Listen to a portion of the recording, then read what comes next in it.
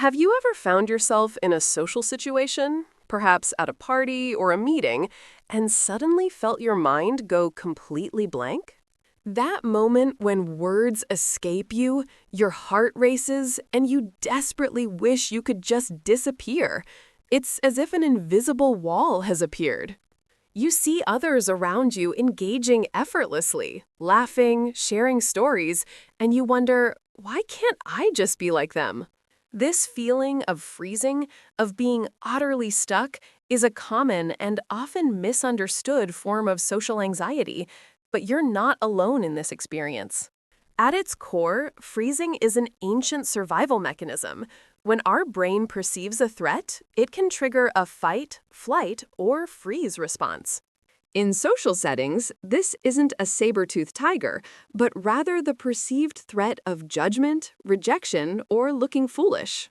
Your brain, in its attempt to protect you, shuts down non-essential functions, including fluent speech and quick thinking.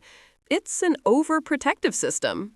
Common triggers include meeting new people, speaking in front of a group, or simply being the center of attention.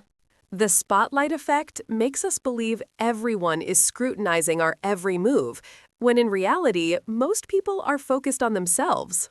We often strive for perfection, wanting to say precisely the right thing, fearing any misstep will lead to negative outcomes. You freeze, feel regret, then fear the next social situation, which makes you more likely to freeze again. To break this cycle, we must first cultivate self-compassion. Recognize that this reaction is an attempt to protect, not a personal failing. Understand that many others, even those who seem confident, also grapple with similar anxieties in their own quiet ways. Shift your focus from performance to connection. The goal isn't to impress, but to genuinely engage and understand.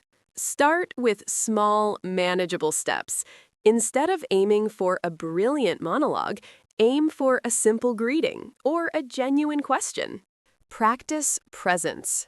When you feel the freeze approaching, bring your attention to your immediate surroundings.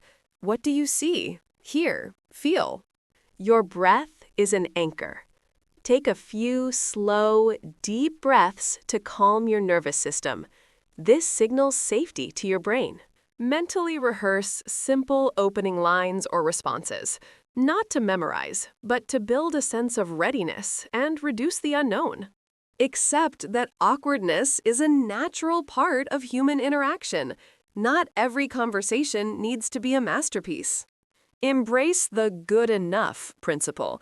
You don't need to be brilliant. You just need to be present and authentic.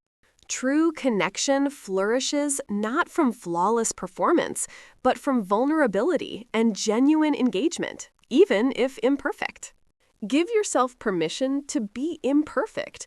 It's in our imperfections that we often find our deepest humanity and connection. Learn to observe your thoughts and feelings without judgment. They are just passing clouds. You don't have to cling to them. Consider the 5-second rule. If you have an impulse to speak or act, do it within 5 seconds before your mind has time to overthink. Recognize the fear. Acknowledge its presence, but action in spite of it. Courage isn't the absence of fear, but action in its face.